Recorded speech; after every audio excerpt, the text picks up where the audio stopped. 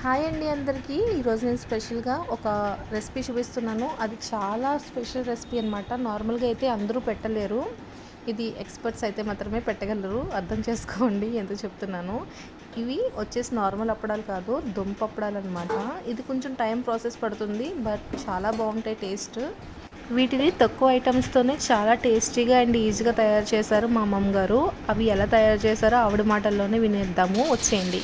అంతకన్నా ముందు నాది ఒక చిన్న రిక్వెస్ట్ అండి. నా ఛానల్లో పెట్టిన ప్రతి వీడియో మీరు చూడాలనుకుంటే కనుక నా ఛానల్ని లైక్ చేసి, షేర్ చేసి, సబ్స్క్రైబ్ చేయడం మర్చిపోవద్దు. హాయ్ అమ్మమ్మ, ఏం చేస్తున్నావు? ఏంటి స్పెషల్ ఏదో చేస్తున్నట్టున్నావు? ఓకే, ఎలా పెట్టాలి? ఈ దుంపల్ని తీసుకొచ్చి శుభ్రంగా కడుక్కొని కుక్కర్ పెట్టాలి. ఇది కుక్కర్ పట్టిగా వేసుకుని కుక్కర్ పెట్టాలి. ఒక 6 విజిల్స్, 6 విజిల్స్ అన్నా వేయించాలి. ఓకే ఓకే, వేయించి తీసేయి పెట్టుకుని పచ్చిమిరకాయ కూడా అందులో వేసేయాలి. ఓకే, వేసి బాగా మెత్తగా మిక్సీ పెట్టుకోవాలి. ఓకే, పిండిలా అవుతుంది, పూరి పిండిలాగా అవుతుంది. దాన్ని కుండలు వేసుకుని మైదా పిండితో అప్పడాలు వేస్తాం. జీలకర్ర వాము వేసి దాంట్లో కలపాలి. కారం కట్ట వేయాలా? పచ్చిమిరపకాయ కారం సరిపోతుందా? లైట్గా ఉప్పు, జీలకర్ర, వాము 3 వేసి మిక్స్ చేసి ఇందులో పెట్టుకోవాలి. వంట చేసుకోవాలి. దాన్ని చిన్న చిన్న ఉండగా వేసుకుని అప్పడాలు. ఓకే, మిక్సీ పెట్టిన దాంట్లో పొడుము కలపాలి. కొత్తిమీర గట్ట ఏమైనా వేయచ్చా? అవసరం లేదా, ప్లెయిన్గానే పెట్టేయాలి. ఇది ఉడికించిందా? ఉడికించిందే. ఇది ఉడికించింది దుంప. ఇది ఉడికించిన దుంప, ఇది పచ్చి దుంప. కరమైన దుంప ఇలా ఉంటుంది. ఓకే, విన్నారు కదా, ఆవిడ పూర్తిగా ఈ దుప్పప్పుడాలను ఎలా పెట్టుకోవాలో ఎక్స్ప్లెయిన్ చేశారు. బట్ ఆవిడ చెప్తున్నప్పుడు వాయిస్ చాలా నెమ్మదిగా వినిపిస్తుంది, అలాగే బ్యాక్ సైడ్ డిస్టర్బెన్స్ కూడా వస్తుంది. మీకు అర్థమైందని అనుకుంటున్నాను. అర్థం కాకపోతే ఇక్కడ నేను ఈచ్ అండ్ ఎవ్రీథింగ్ ఎక్స్ప్లెయిన్ చేస్తాను. వీడియోని ఎక్కడ స్కిప్ చేయకుండా పూర్తిగా చూడండి. వీటిని మా సైడు కరపెండలం దుంప అంటారు. వీటిని కాల్చి అమ్ముతారనమాట. వాటిని అలా తింటే చాలా టేస్టీగా ఉంటుంది, కానీ ఇవి పచ్చివి. చూడండి, ఇక్కడ నేను వాష్ చేస్తున్నాను. కంప్లీట్గా ఇవి మొత్తం మట్టి అంతా వదిలే వరకు వాష్ చేయాలి. దీని మీద రెడ్ కలర్లో మట్టి ఉంటుంది, ఎందుకంటే భూమిలో పండుతాయి కాబట్టి. ఆ మట్టి అంతా పోయే వరకు దీన్ని వాష్ చేయాలి. మనం ఎంత నీట్గా వాష్ చేసుకుని వీటిని ప్రిపేర్ చేసుకుంటే అప్పడాలంతా నీట్గా వస్తాయి, తినడానికి కూడా చాలా రుచిగా ఉంటాయి. ఇక్కడ చూడండి, మా అమ్మమ్మ మొత్తం వీటిని వాష్ చేసి దుంపల్ని కట్ చేసి వాటిని కుక్కర్లో వేసి ఉడికిస్తుందన్నమాట. పాతకాలపు వంటలన్నీ అమ్మమ్మలు నాన్నమ్మలు వండితే చాలా చాలా టేస్టీగా ఉంటుంది, ఎందుకంటే వాళ్ళకి ఎక్స్పీరియన్స్ ఉంటుంది ఈ వంటలు వండడంలో. సో అంతే టేస్టీగా, అంత నీట్గా వండుతారనమాట. ఇక్కడ చూడండి, ఆవిడ పద్ధతిలో ఎంత బాగా తయారు చేస్తున్నారు ఈ అప్పడాలని. ఇప్పుడు ఈ కుక్కర్లో నిండా అయితే వాటర్ పోసి పెట్టకూడదండి, ఓన్లీ ఆఫ్ వరకునే పోయాలి. దుంపలు మన క్వాంటిటీని బట్టి దీనిలో వేసుకోవాలి, ఎన్ని సరిపోతాయి అనే దాన్ని బట్టి వేసుకుని మూత పెట్టేసి 3 నుంచి 4 విజిల్స్ వరకు కంప్లీట్గా వచ్చేయాలన్నమాట. అప్పుడు ఆ దుంప బాగా ఉడుకుతుంది. ఇప్పుడు ఈ లోపల మనము జీలకర్ర వాము ఫ్రై చేసుకుంటున్నాము దాంట్లో వేయడానికి. ఇవి కంప్లీట్గా రోస్ట్ అవ్వాలంటే వేగాలన్నమాట. దగ్గరుండి గరిటతో ఇలా కలుపుతూ ఉండాలి, అప్పుడే ఇవి మాడు కట్టకుండా ఉంటాయన్నమాట. దీంట్లో వేస్తున్న ఈ 2 ఇంగ్రీడియంట్స్ కూడా మంచి హెల్త్ బెనిఫిట్స్ అయితే ఉంటాయి. దుంప అందరికీ పడదు కదా, అందుకని చెప్పి దీంట్లో జీలకర్ర వాము వేపి పౌడర్ చేసి వేస్తారు. ఎందుకంటే ఈ జీలకర్ర డైజెషన్కి బాగుంటుంది, అలాగే వాము అజీర్తి చేయకుండా ఉంటుంది. కొన్ని దుంపలతో చేసే పదార్థాలు వాతో చేస్తాయి, కాబట్టి బాడీ పెయిన్స్ గట్రా రాకుండా ఉండడం కోసం, అంటే వాము వేడి పుట్టిస్తుంది. సో ఈ రెండింటికి బ్యాలెన్స్ అయ్యేలాగా మనం ఇక్కడ వాము వాడుతున్నాము. జీలకర్ర ఆటోమేటిక్గా డైజెషన్కి అనమాట. ఇక్కడ ఈ లోపల కుక్కర్ అనేది విజిల్స్ వస్తూ ఉన్నాయి, చూస్తున్నారు కదా. మొత్తం 3 to 4 విజిల్స్ వరకు రావాలి. ఇదైతే కంప్లీట్ అయిపోయింది. ఇప్పుడు కుక్కర్లో ఉన్న ఆవిరంతా పోయే వరకు ఉంచి చల్లారిన తర్వాత విజిల్ తీసి అప్పుడు కుక్కర్ మూత తీయాలి. లేదంటే ఫట్ మన పేలుతుంది. వేడివే తీయొద్దు. ఇప్పుడు కుక్కర్ చల్లారిన తర్వాతనే తీయాలన్నమాట. లోపల మూత తీయగానే చూసారా దుంప ఎంత బాగా ఉడికిందో. ఇది ఇలా అనగానే అలా తొక్క ఊడొచ్చేస్తుంది.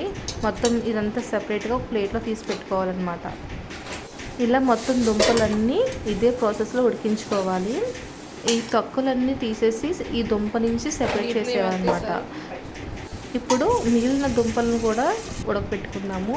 దీంట్లో చూస్తున్నారు కదా ఇంతే క్వాంటిటీలో వాటర్ వేయాలి. వేసిన తర్వాత మిగతా దుంపలన్నీ దీంట్లో ఎన్ని సరిపోతాయో అంతవరకు వేసుకోవాలి. వేసుకున్న తర్వాత దీంట్లోని మనం పచ్చిమిర్చి కూడా వేస్తున్నాము. ముందు వేయలేదు, ఇప్పుడు వేస్తున్నాను. ఎందుకంటే కారం చూసుకుని వేసుకోవాలి. మరీ ఎక్కువైతే తినలేము. సో దానికి తగ్గట్టుగా మనం ఇక్కడ పచ్చిమిర్చి అనేది వేసుకోవాలి. ఇప్పుడు మూత పెట్టేసి కుక్కర్ విజిల్ పెట్టేసి మనం ఒక 3 to 4 విజిల్స్ వచ్చే వరకు ఉడికించేసుకోవాలి. ఇప్పుడు చూస్తున్నారు కదా విజిల్ తీసేసి ఇది చల్లారిన తర్వాత మూత ఓపెన్ చేసి చూస్తే ఇది కూడా కంప్లీట్గా ఉడికిపోయి ఉంటుంది. పచ్చిమిర్చి కూడా దీంతో పాటు కంప్లీట్గా ఉడికిపోతుంది. ఇప్పుడు వీటిపైన ఉన్న తొక్క కూడా తీసేసి ఇవి ఏటికాటికి సపరేట్గా ఒక ప్లేట్లో తీసి పెట్టుకోవాలి. దీంట్లో మీరు ఇంకోటి గుర్తుపెట్టుకోవాల్సిన విషయం ఏంటంటే ఎటువంటి కారం కానీ ఎక్స్ట్రాగా దీంట్లో వేయట్లేదు. ఓన్లీ న్యాచురల్గా ఉండే పచ్చిమిర్చి కారం మాత్రమే దీంట్లో దుంపప్పడాల్లో వేస్తున్నాము. మీరు ఇంకా స్పైసీ తినాలనుకుంటే కనుక ఈ దుంపప్పడాల్లో ఎండుమిర్చిని మిక్సీ పట్టేసుకుని ఆ ఫ్లెక్స్ ఏవైతే ఉన్నాయో వాటిని దీంట్లో మిక్స్ చేసుకోవచ్చు. అప్పుడు అప్పడాలు చూడడానికి కూడా కలర్ఫుల్గా కనిపిస్తాయి, తినడానికి కూడా మీకు స్పైసీగా ఉంటాయి. ఇప్పుడు చూస్తున్నారు కదా ఈ తొక్కని ఇలా సెపరేట్ చేసేసుకోవాలి. చాలా ఈజీగా వచ్చేస్తుంది. తర్వాత ఈ దుంపలన్నిటిని చాక్తో ఇలాగా చిన్న చిన్న పీసెస్ కింద కట్ చేసుకోవాలి. ఎందుకంటే ఇవి డైరెక్ట్గా ఇలా వేస్తే మిక్సీ పట్టేస్తుంది. మిక్సీ అయితే గ్రైండ్ అవ్వదన్నమాట. సో ఇలా చిన్న చిన్న పీసెస్ కింద కట్ చేసేసుకుని అప్పుడు మిక్సీలో వేసుకోవాలి. అంతకన్నా ముందు మనం ఇక్కడ జీలకర్ర వాము వేపుకుని ఉంచుకున్నాం కదా, అది మిక్సీలో వేసుకొని ఫైన్గా పౌడర్ చేసేసుకొని ఒక గిన్నెలో తీసుకుని ఉంచుకోవాలన్నమాట. ఇక్కడ చూపిస్తున్నాను చూడండి, పౌడర్ అనేది ఇలా చేసుకోవాలి. కన్సిస్టెన్సీ ఇలా ఉండాలన్నమాట. ఇప్పుడు దీన్ని ఒక గిన్నెలోకి ట్రాన్స్ఫర్ చేసేసుకుందాం. చాలా తక్కువ ఐటమ్స్తోనే ఈజీగా ఈ దుంపప్పడాలని మనం తయారు చేసుకోవచ్చు. మనం ఏ విధంగా తయారు చేస్తామో ఆ ప్రాసెస్ని బట్టే దీని టేస్ట్ ఆధారపడి ఉంటుంది.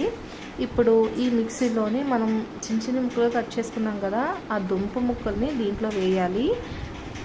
వీటిని మిక్సీలో వేసి గ్రైండ్ చేసేటప్పుడు మిక్సీ పట్టేస్తున్నట్టు అనిపిస్తే కనుక మధ్య మధ్యలో కొద్దిగా ఆయిల్ని యాడ్ చేసుకుంటే అప్పుడు దుంపకు ఉన్న జిగురు అది మిక్సీకి పట్టుకోకుండా చేతికి అంటుకోకుండా ఈజీగా సెపరేట్ అయిపోతుంది అనమాట. ఇక్కడ నేను చూపిస్తున్నాను చూడండి.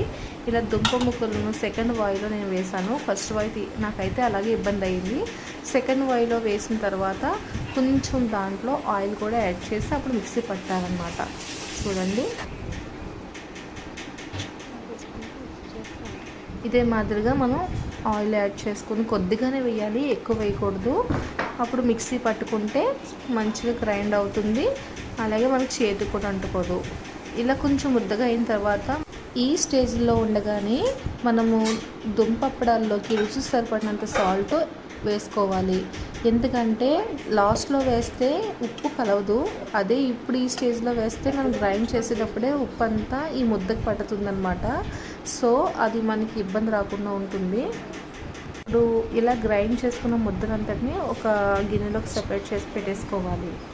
ఇక్కడ చూస్తున్నారు కదా, ఈ ప్రాసెస్ అంతా మా అమ్మమ్మ ఆధ్వర్యంలో జరుగుతుంది. ఎందుకంటే ఆవిడకే తెలుసు ఈ టెక్నిక్స్ అన్నీ. మ్యాక్సిమం మనకైతే చాలా వరకు ఈ టిప్స్ అయితే తెలియదు. ఆవిడైతే చాలా ఎక్స్పీరియన్స్ అయ్యి ఉంటారు కాబట్టి ఈజీగా పెట్టేస్తారనమాట. సో ఇప్పుడు మనం ఏం చేయాలంటే ఈ ముద్దనంతటిని కలుపుకోవడానికి ఈజీగా ఉండేలాగా పెద్ద బేషన్లోకి ట్రాన్స్ఫర్ చేసుకోవాలి. ఇది చపాతీ పిండి కలిపినట్టుగానే దీన్ని మెత్తగా సాఫ్ట్గా ఎక్కువసేపు కలపాలన్నమాట. ఇప్పుడు ఈ స్టేజ్లోనే మనం ముందే గ్రైండ్ చేసి పెట్టుకున్న జీలకర్ర వాము పౌడర్ ఉంది కదా, అది కూడా దీంట్లో వేసేస్తున్నాను. మొత్తం ఇదంతా మిక్స్ అయ్యేలాగా సాఫ్ట్ ముద్దలు అయ్యేంత వరకు దీన్ని మెత్తగా కలపాలి. దీంట్లో వేసే సింపుల్ ఇంగ్రీడియంట్స్ ఏంటంటే టేస్ట్ కోసం ఉప్పు, కారం కోసం పచ్చిమిర్చి, అలాగే జీలకర్ర వాము పౌడర్, అంతేనండి, ఇంకేమీ లేదు. చాలా సింపుల్గా ఈజీగా తయారు చేసుకోవచ్చు. చూస్తున్నారు కదా ఎంత ఈజీగా అవుతుందో. ఇప్పుడు ఇలా కలుపుతున్నప్పుడు మధ్య మధ్యలో నూనె వేసుకుని కలుపుకుంటే మనకి ముద్ద జిగురుమానం గిన్నెకి కానీ చేతికి కానీ అంటుకోకుండా ఉంటుంది. అలాగే అప్పడాలు చేసేటప్పుడు ఎక్కువ టైం వరకు గట్టిపడకుండా మెత్తగా ఉంటుందన్నమాట.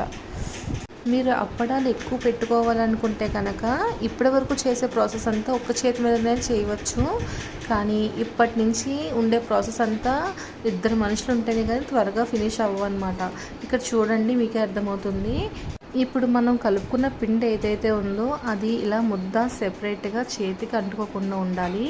మనం చేసే ఉండల సైజు కూడా చిన్ని ఉండల సైజు చేసుకోవాలి. ఎందుకంటే ఇది అప్పడం చేసేటప్పుడు సాగి పెద్దది అవుతుందన్నమాట. ఇలా మొత్తం ఉండలన్నీ చేసుకుని ఒక పక్కన గిన్నెలో పెట్టుకోవాలి. వీటిపైన మైదా పిండి లేదా గోధుమ పిండి పౌడర్ని వేయాలి. ఇక్కడ నేను మైదా పిండి పౌడర్ని వేస్తున్నాను. చూస్తున్నారు కదా, అప్పడం అనేది ఇలా ఇంత చిన్న సైజులో ముద్దను పెట్టుకొని దానిపైన మైదాపిండి పౌడర్ వేసుకొని అప్పడాల కర్రతో చపాతీ మాదిరిగా వత్తాలి. ఇవి వత్తేటప్పుడు మరీ పలుచగా ఉండకూడదు, అలాగని చెప్పి మరీ దలసరిగా ఉండకుండా చూసుకోవాలి. ఇక్కడ చూడండి మా అమ్మమ్మ ఎలా చేస్తున్నారో. ముందు మైదాపిండి పౌడర్ వేసి అది కూడా చాలా తక్కువ క్వాంటిటీలో వేయాలంట. తర్వాత చిన్న ముద్దగా తయారు చేసుకున్న మనం దుంప ముద్ద ఉంది కదా, అది పెట్టుకొని ఇంకా ఇక్కడ చూపిస్తున్నాం కదా ఇలా వత్తారనమాట. ఇప్పటి వరకు మనం చేసిన ప్రాసెస్ అంతా చాలా ఈజీగా చేయొచ్చు. కానీ ఈ అప్పడాలు వత్తడం అనేది చాలా పెద్ద ప్రాసెస్ అనమాట. చాలా టైం పడుతుంది. ఈ లోపల మా తాతయ్య గారు వచ్చి పక్క నుంచి జోక్స్ వేస్తున్నారు చూడండి. మాకు మంచి టైంపాస్ అయితే అయ్యింది. ఇప్పుడు ఆవిడ ఒక్క చేతి మీద కానీ అప్పడాలు వత్తలేరని చెప్పి నేను కూడా ఒక పక్క నుంచి అప్పడాలు అనేవి చేయడం స్టార్ట్ చేశాను. చాలా ఈజీగా వితిన్ 20 మినిట్స్లో మేము ఈ ప్రాసెస్ అంతా కంప్లీట్ చేస్తాము. ఈ లోపు మా తాతయ్య గారు మా కష్టాన్ని చూడలేక సరదాగా నన్ను ఏమన్నా హెల్ప్ చేయమంటా వేట్రా అని అడుగుతున్నారు. మా అమ్మమ్మ మాకేమి హెల్ప్ చేయకూడదు కానీ అప్పడాలన్నీ తీసుకెళ్ళి బయట ఎండలో ఆరబెట్టండి చాలా అని అంటుంది. తను సరేనని ఒప్పుకున్నారనమాట. ఇక్కడ చాలా అప్పడాలు అయితే చేసాం కానీ ఇదొక్కటే పల్చగా షేప్ చక్కగా కుదిరింది. అందుకని దీని మీద డస్ట్ దులిపేసి మా తాతయ్య గారు చూపిస్తున్నాను. చాలా బాగా వచ్చింది అప్పడం. ఆయన కూడా చాలా బాగా వచ్చిందిరా అంటున్నారు.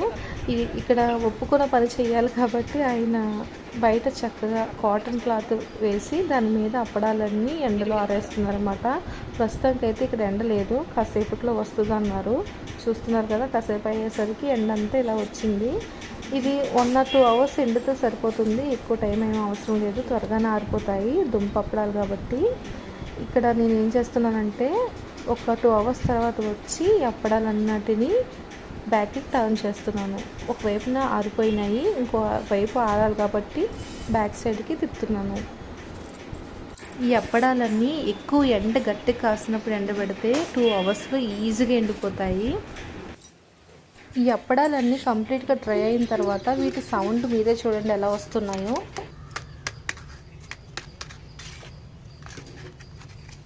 ఈ అప్పడాలన్నీ ఇలా సౌండ్ వస్తేనే కంప్లీట్గా ఆరినట్టు అనమాట.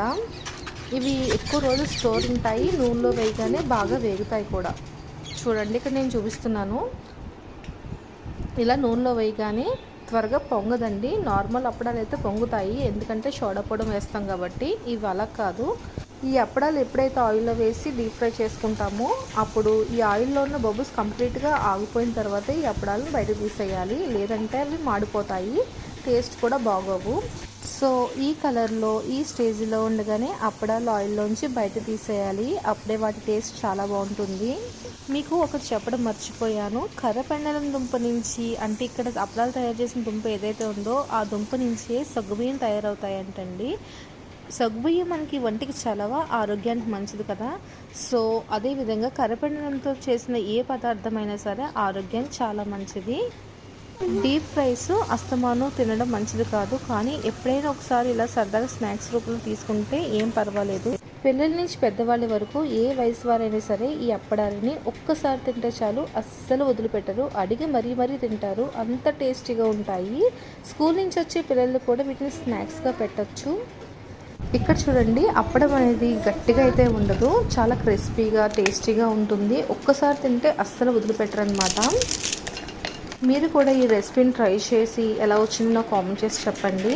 అలాగే ఈ వీడియో నచ్చినట్లయితే లైక్ చేసి, షేర్ చేసి, సబ్స్క్రైబ్ చేయండి. Thank you for watching.